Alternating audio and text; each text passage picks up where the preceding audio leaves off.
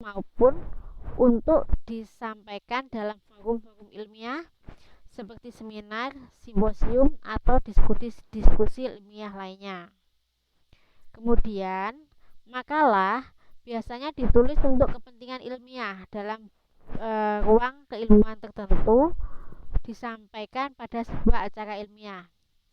Sebuah tulisan dapat digolongkan ke dalam kategori tulisan ilmiah apabila dalam penggarapannya dilakukan secara objektif, empiris, dan mendalam. Kemudian, makalah biasanya ditulis secara konvensi berikut, yaitu ada halaman pendahuluan atau kata pengantar dan daftar isi, pendahuluan, isi makalah, penutup, dan daftar pustaka. Ini adalah untuk isi dari sebuah makalah. Kemudian langkah-langkah menulis makalah. Langkah yang pertama yaitu menentukan topik masalah atau pokok masalah. Dalam menentukan topik masalah ini kita harus memperhatikan perkembangan empiris dan memiliki standar acuan ideal dari sebuah pokok bahasan. Kemudian langkah kedua setelah menentukan pokok masalah yaitu kita menentukan tujuan, di mana tujuan dalam penulisan makalah bermacam-macam, seperti untuk presentasi tentang bidang ilmu oleh seorang pakar atau hanya untuk memenuhi salah satu tugas dari sebuah mata kuliah. Kemudian langkah yang ketiga yaitu mengumpulkan bahan tulisan. Dalam pengumpulan bahan tulisan untuk makalah itu dapat dilakukan dengan mencari informasi sekitar atau lingkungan yang berkaitan dengan pokok masalah atau sumber lain seperti buku, jurnal, dokumen, surat kabar, dan sebagainya. Kemudian langkah yang keempat yaitu menyusun kerangka karangan. Dalam penyusunan kerangka karangan ini sangat penting, yaitu untuk mengembangkan bagian pendahuluan atau tubuh atau isi makalah. Kemudian langkah yang kelima yaitu mengembangkan kerangka karangan. Pengembangan kerangka karangan makalah sangat bebas dalam menggunakan istilah keilmuan yang sesuai dengan bidang yang sedang dipermasalahkan. Kemudian langkah yang keenam yaitu menyusun daftar pustaka. Sumber tertulis yang telah dikutip dalam makalah dicantumkan ke dalam pustaka. Adapun sumber lain yang tidak dikutip walaupun telah kita baca tidak perlu dicantumkan dalam daftar pustaka. Kemudian komponen-komponen apa saja yang harus ada dalam daftar pustaka itu biasanya ada nama pengarang, tahun penerbitan, judul sumber tertulis, kota, tempat, dan nama penerbit. Itu adalah komponen yang harus ada dalam daftar pustaka. Sebenarnya kalau dulu mungkin saat kita menulis daftar pustaka itu agak susah karena kita harus menulis secara manual. Kalau sekarang ini kita sudah ada program-program yang dapat kita gunakan untuk menulis daftar pustaka. Jadi kita tinggal memakai terus memilih model mana yang akan kita pakai untuk penulisan daftar pustaka. Jadi nggak seribet waktu dulu. Sekarang lebih gampang untuk meletakkan daftar pustaka. Kemudian untuk poin yang ke C yaitu teknik notasi ilmiah. Untuk teknik notasi ilmiah ini dalam penulisan karya ilmiah dikenal konvensi notasi ilmiah yaitu catatan kaki. Biasanya kalau kita nulis kita baca novel atau apa kan biasanya ada catatan kecil ya di bawah itu yang menceritakan seandainya kata mungkin yang paling lagi ngetrend sekarang cabai-cabean gitu. Di belakang itu biasanya kalau ada tulisan catatan kakinya cabai-cabean adalah bla bla bla bla gitu. Biasanya itu disebut konvensi notasi ilmiah atau catatan kaki. Untuk catatan kaki ini berisi keterangan tambahan yang tidak dicantumkan dalam uraian. Kemudian alasan pemindahan keterangan dari uraian ke dalam catatan kaki adalah karena adanya kekhawatiran keterangan tambahan tersebut akan merusak atau mengganggu konsentrasi pembaca dari topik pembicaraan yang pokok. Kemudian cara untuk menuliskan kutipan, yaitu yang pertama catatan, yaitu keterangan tambahan tentang suatu fakta, teori atau penyertaan yang terdapat dalam uraian. Kemudian catatan itu terbagi ke dalam dua, yaitu catatan pustaka dan catatan kaki.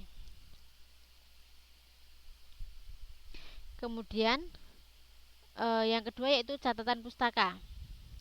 Keterangan tambahan yang diambil dari sumber yang berupa buku, majalah, surat kabar, dan sejenisnya.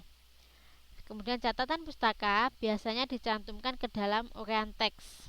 Dan seperti ini, salah satu penulisannya. Bloomfield pada tahun 1969 menjelaskan linguistik adalah bla bla bla bla, misalnya seperti itu.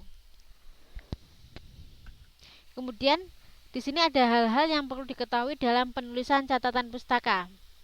Hal pertama yang perlu diketahui yaitu jika kita mengambil suatu keterangan atau pernyataan tertentu dari sebuah buku sumber dan pernyataan itu dinyatakan secara merata atau banyak dalam sumber aslinya, maka pencatatan pustakanya tidak perlu merujuk halamannya, melainkan cukup dengan mencantumkan nama pengarang dan tahun terbit bukunya. Kemudian, yang kedua, jika hendak mendahulukan nama pengarang sebelum pernyataan, maka tulislah nama belakang pengarang, kemudian diikuti tahun penerbit dan tanpa atau dengan penunjukan halamannya yang diletakkan di dalam tanda kurung. Kemudian yang ketiga, jika mendahulukan pernyataannya sebelum nama pengarangnya, maka penempatan nama pengarang diletakkan di akhir pernyataan, ditulis bersamaan dengan tahun penerbitan dan halaman di dalam tanda kurung. Begitu. Kalau sekarang sih biasanya pakainya itu tadi langsung bisa dimasukkan referensinya dengan satu program. Tinggal memilih mau metode style itu apa sih? Model yang mana yang diinginkan. Kemudian untuk kutipan di sini ada dua, yaitu kutipan langsung dan kutipan tidak langsung. Benar ya, kutipan langsung dan kutipan tidak langsung bukan. Sekarang untuk kutipan langsung.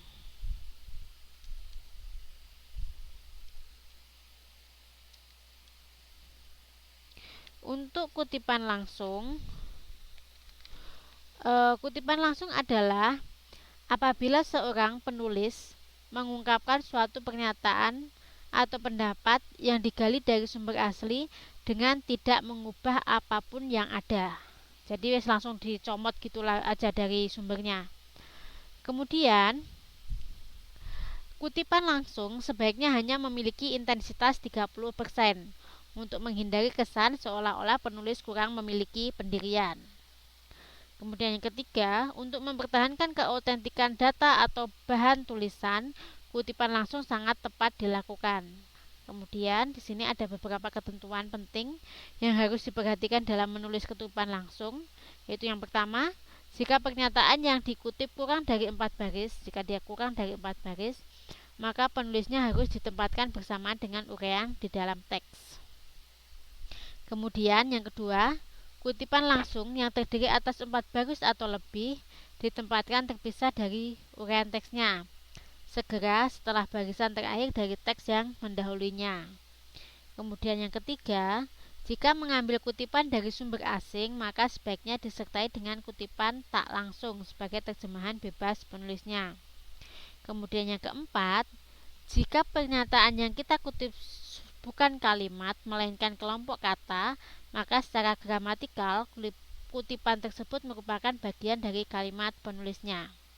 Kemudian yang kelima, jika pernyataan yang hendak dikutip itu merupakan bagian dari suatu pernyataan panjang yang sebenarnya tidak relevan untuk kita kutip, maka bagian yang tidak relevan tersebut tidak perlu dimunculkan dalam kutipan kita. Kemudian yang ke-6, jika bagian yang kita kutip itu mengandung bagian yang aneh atau bagian yang salah, baik dalam hal ejaan maupun gramatikal kalimat, dan penulis bermaksud untuk memperbaikinya, perbaikan penulis dimaksud harus diletakkan dalam tanda kurung atau kurung siku. Berarti ini kalau bahwa dia menunjukkan kalau ada perbaikan.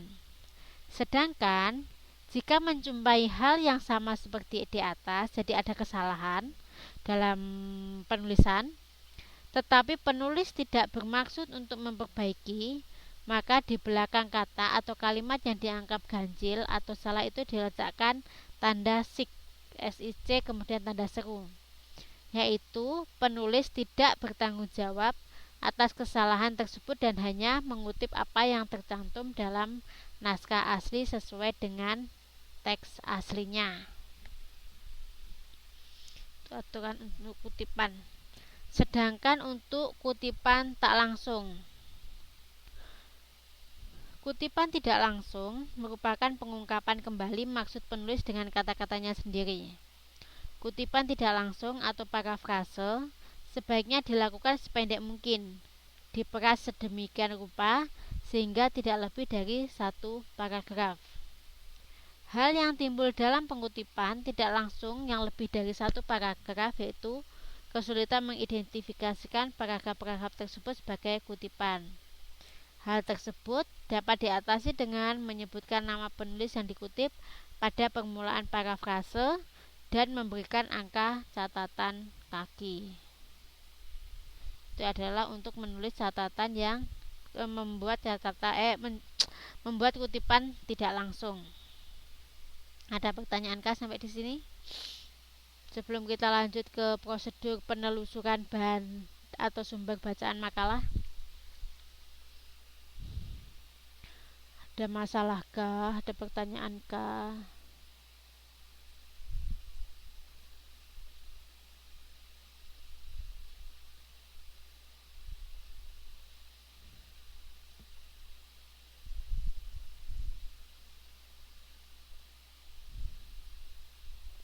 Oke, kita lanjut ya. Kemudian untuk poin yang di sini kita akan belajar mengenai prosedur penelusuran bahan atau sumber bacaan makalah. Di sini untuk poin yang pertama, penulisan daftar pustaka diurutkan berdasarkan urutan alfabetis, berarti alfabet ABCD gitu. Yang pertama, jika sumber pustaka merupakan buku, majalah, atau surat kabar yang tercantum nama pengarangnya, maka peletaan urutan daftar pustaka didasarkan pada urutan alfabetis nama-nama pengarangnya. Kemudian, yang kedua, jika nama pengarang tidak tercantum, maka pengurutan daftar pustaka didasarkan pada nama-nama lembaga yang menerbitkannya atau penerbit bukunya. Kemudian yang ketiga, jika nama pengarang dan nama lembaga tidak ada, maka pengurutan didasarkan pada huruf pertama pada kata pertama dari judul buku. Kemudian yang keempat, ketentuan di atas tidak berlaku jika judul diawali oleh the dan a. Untuk itu pengurutan daftar pustaka didasarkan pada kata kedua dari judul pustaka tersebut. Kemudian di sini yaitu ketentuan umum lainnya berkenaan dengan teknik penulisan. Yang pertama, penulisan daftar pustaka tidak diberi nomor urut. Kalau biasanya kalau saya pakai sekarang biasanya masih tetap ada nomor urutnya 1, 2, 3 gitu.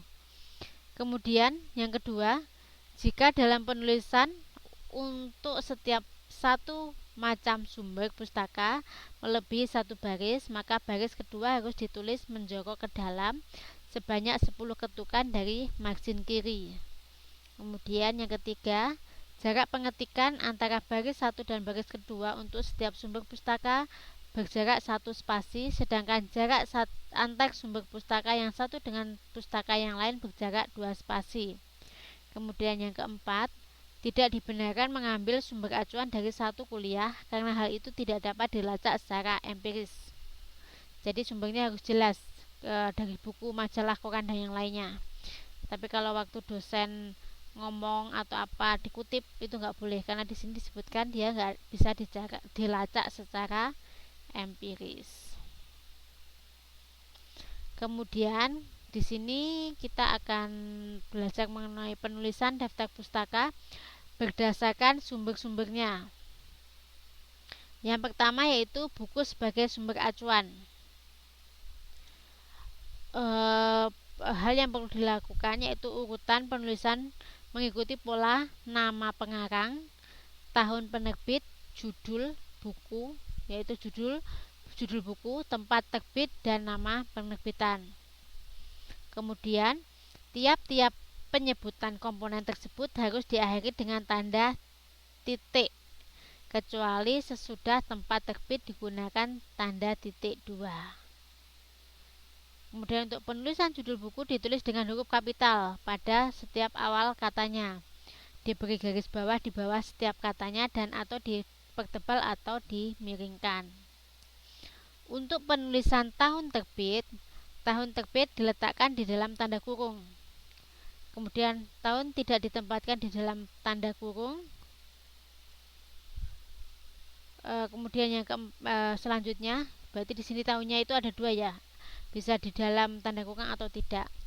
Kemudian selanjutnya di sini yaitu ketentuan penulisan daftar pustaka yang berhubungan dengan nama pengarang atau lembaga. Yang pertama yaitu nama pengarang ditulis dengan cara terbalik, yakni mendahulukan nama belakangnya diikuti tanda koma. Biasanya kalau internasional gitu apa sih namanya? Kita menganggap bahwa nama keluarga itu nama belakang itu nama keluarga, padahal kan sebenarnya enggak. Kalau di Indonesia itu kan enggak berlaku. Seperti nama saya kan Tun Sriana, berarti kalau saya seminar atau apa, biasanya Sriana ini dianggap sebagai nama keluarga, jadi Sriana Komate biasanya gitu penulisannya. Kemudian jika sumber yang diacu ditulis oleh beberapa orang dan dieditor oleh seseorang, maka yang dicantumkan adalah nama editornya dengan menambahkan kata ed. Ed di sini kepanjangan dari editor. Kemudian, jika terdapat nama 2 pengarang, kedua nama dicantumkan. Kemudian, jika terdapat lebih dari 2 pengarang, sebaiknya hanya mencantumkan nama pengarang pertama dengan ditambah singkatan DKK. DKK itu dan kawan-kawan. DKK dan kawan-kawan. Kemudian jika seorang pengarang menulis beberapa buku yang diterbitkan dalam tahun yang sama dan semuanya kita acu, maka nama pengarang itu ditulis berulang dan di belakang tahun terbitan dicantumkan huruf secara alfabetik untuk menunjukkan urutan bukunya. Berarti seandainya namanya Yudo 2001A, Yudo 2001B, seperti itu. Kemudian tadi kan buku sebagai sumber referensi kan. Sekarang yang kedua, jika seandainya majalah yang kita gunakan sebagai sumber acuan. Yang pertama, urutan penulis mengikuti pola nama pengarang, titik koma tahun penerbitan, titik koma judul artikel, titik koma nama majalah edisi terbitan jika ada, kemudian titik koma nomor majalah, kemudian bulan terbit dan nomor halaman serta tempat terbit. Kemudian untuk judul artikel ditulis dengan menggunakan tanda petik 2. Dimulai dengan huruf kapital pada setiap awal kata kecuali kata tugas.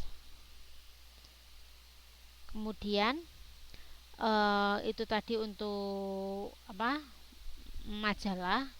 Sekarang jika surat kabar yang kita gunakan sebagai sumber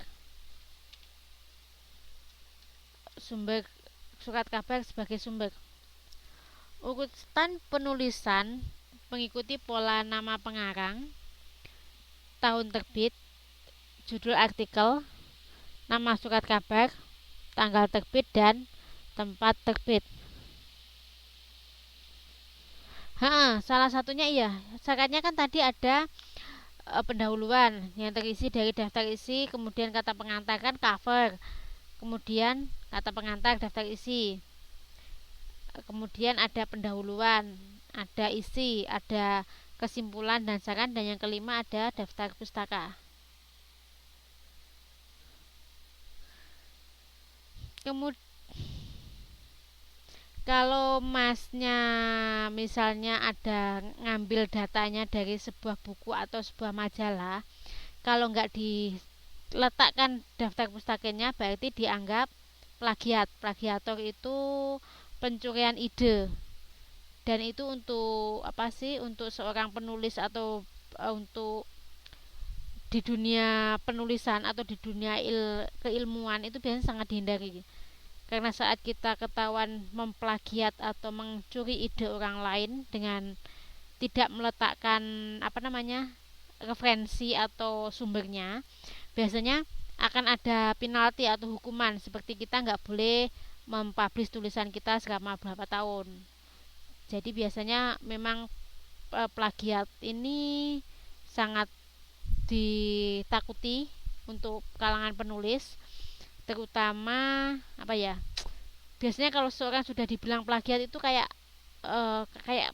ya seperti kalau kita mencuri gitu loh mas, maksudnya seperti ya malu karena kita sudah seperti pencuri ide seperti itu. Jadi kalau bisa tetap itunya diletakkan apa disertakan daftar pustakanya.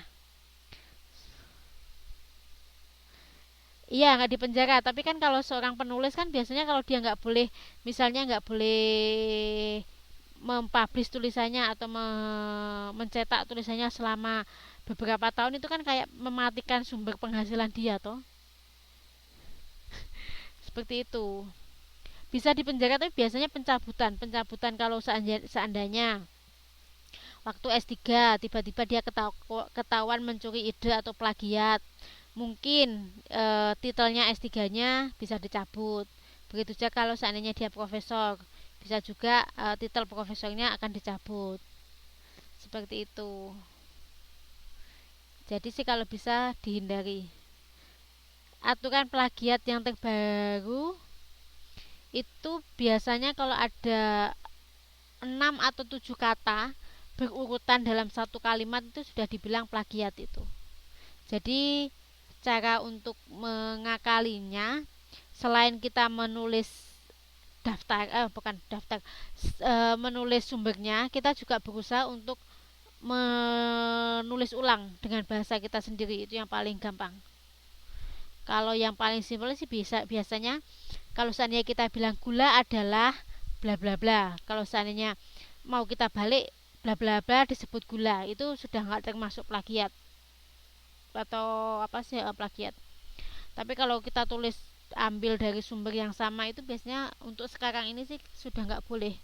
Kalau ada 6 kata dalam sebuah kalimat berurutan sama, itu sudah dibilang plagiat, soalnya pencurian ide. Seperti itu. Faham Mas Yudo? Ada pertanyaan kah?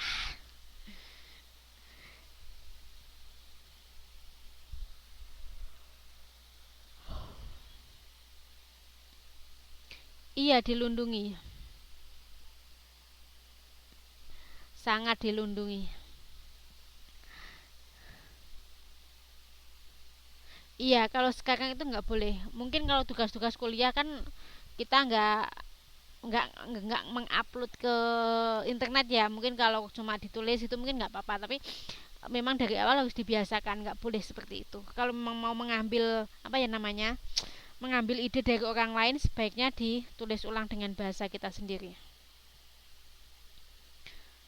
Jadi memang harus dibiasakan supaya nggak kaget nanti kalau saat menulis tesis atau karya ilmiah, tiba-tiba karya ilmiahnya ditaruh di librarinya UT misalnya, itu kan bisa dilihat banyak orang. Kalau ketahuan plagiat biasanya itu jadi masalah. Seperti itu. Kemudian ada yang oke. Jadi mulai sekarang dibiasakan untuk tidak mengcopy paste dari tulisan orang lain. Jadi dibaca dulu tulisannya, diresapi isinya, kemudian ditulis ulang. Itu nggak apa-apa. Dengan menyertakan sumbernya itu nggak apa-apa. Tapi jangan copy paste langsung, jangan. Kemudian untuk surat kabar sebagai sumber, di sini penulisan nama surat kabar dan tanggal terbit tidak terpisah dengan tanda titik melainkan tanda koma. Kemudian untuk antologi sebagai sumber acuan, antologi adalah sebuah buku yang berisi kumpulan karya atau tulisan dari seseorang atau beberapa orang atau beberapa pengarang. Urutan penulisan mengikuti pola nama pengarang di sini. Kemudian tahun terbit, judul karangan, nama penghimpun atau editor, kemudian tahun terbit antologi, judul antologi, nomor halaman, tempat terbit, dan nama penerbit. Kemudian, jika tahun terbit karangan tidak dinyatakan, maka yang dicatat adalah tahun terbit antologinya. Kemudian untuk penulisan nama penghimpun atau editor tidak perlu dibalik seperti nama pengarang. Kemudian yang terakhir, sebelum pencantuman nama editor didahului oleh kata dalam dan setelah nama editor dituliskan ed di sini yang menunjukkan dia sebagai editor. Oke, sudah selesai babnya, materinya. Ada pertanyaan yang lain kah?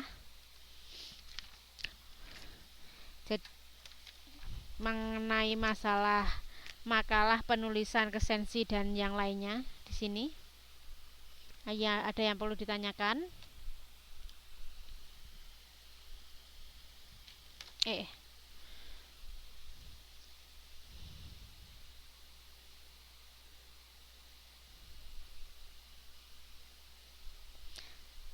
Oh ya, jangan lupa untuk memberi nilai ke teman-temannya yang lain ya, Mbak dan Mas. Untuk penilaian yang kemarin upload video, minta tolong di message ke saya. Iya, Mas Yuda sudah, yang lainnya belum tapi. Yang lainnya. Terus jangan lupa untuk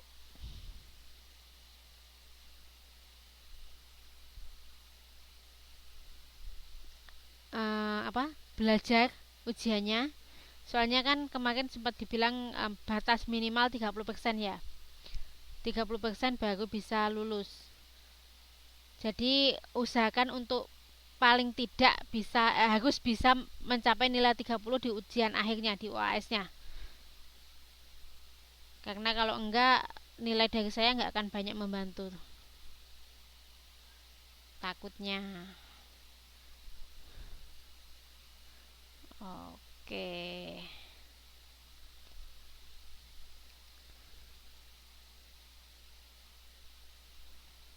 Ada pertanyaan kah?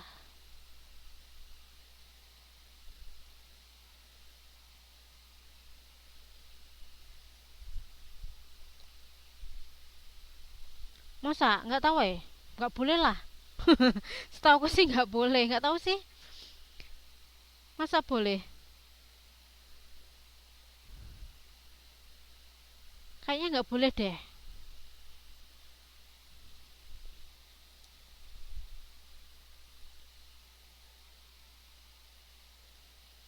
Nggak tahu, tapi nggak yakin. Tapi mending disiapkan. Maksudnya jangan sampai nanti sudah siap-siap buka buku ternyata nggak boleh. Setahu nggak boleh, setahuku. Masa sih? Kayaknya enggak deh, wong yang jaga enggak boleh deh kayaknya.